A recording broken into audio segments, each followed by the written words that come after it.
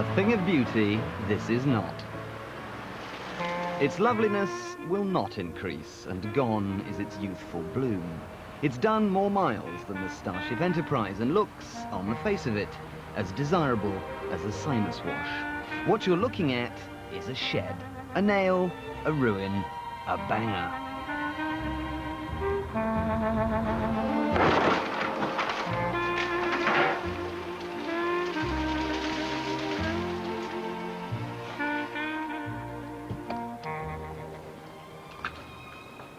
But before we consign sheds like this to the crusher, hold on a minute, because out there are a huge body of people who are happy, cheerful even, to run around in bangers like this. In fact, 50% of all the cars on the road in the UK today are over 6 years old. Now, they might not cut a mild suburban dash, but apparently they stop and go well enough. And most important of all, you can buy something like this for the same sort of money it would cost to put a radio in a new BMW. Here's the deal. Surrender your street cred, be prepared for a bit of tinkering, ignore what the neighbours think, and you too could measure out your year's motoring, not in thousands, but in hundreds.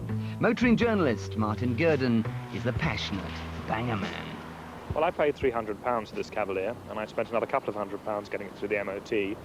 Since then, I've done 20,000 miles in 10 months in the thing. I do a regular M25 trip, which is about 160 miles. I reckon to have spent about £150 a year on ancillaries and servicing for it. If I spent £1,500 or £2,000 on a car, it's kind of getting to that midlife crisis point where items like the clutch and the shocks and the battery are all getting a bit tired. But when a vehicle gets to be about 10 or 12 years old, it's very possible that the preceding owners have replaced these items anyway. And so very often I tend to spend less because the car's that much older. I guess the great thing about it is that it's entirely expedient. If it breaks, I can throw it in the bin and go and buy another one. Although there is a certain element of fun in terms of trying to roll over your massive investment by selling it before it dies and then going and buying another one. But there is an art to choosing your banger, and that means steering clear of anything remotely trendy because it will already have had the life wrung out of it. So no GTIs, no XR3s, no smoky old Jags, no sorry 7 Series. What you don't want is a car that costs 300 quid and then you have to spend another 600 quid to get it through its next MOT. Simply put, simple cars are simple to mend, and they don't come any simpler than this.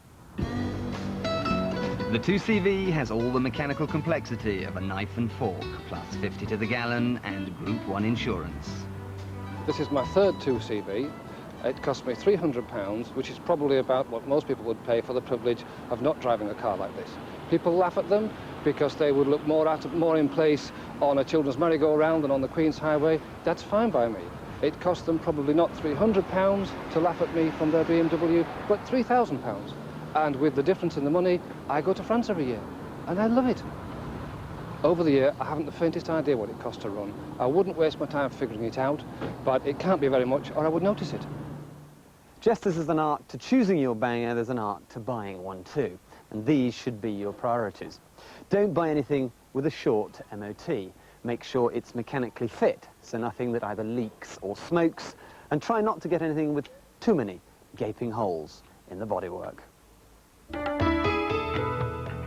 But you won't find bargain bangers at auctions or at dealers. The best are bought privately, so check your local paper, free papers, the Auto Trader magazines, newsagents' windows, even friends and family. Hunt hard and keep your wits about you, and you too could end up with a burster of a banger like this one. A deregistration VW Polo, only 50,000 miles, 3 owners, and remarkably enough, even a scrap of service history. The price, just 750 quid. A proper shed. And the beauty of cars like this is, if they break down, you simply come here for your parts. If they break down badly, you come here again, you leave them, and you just walk away.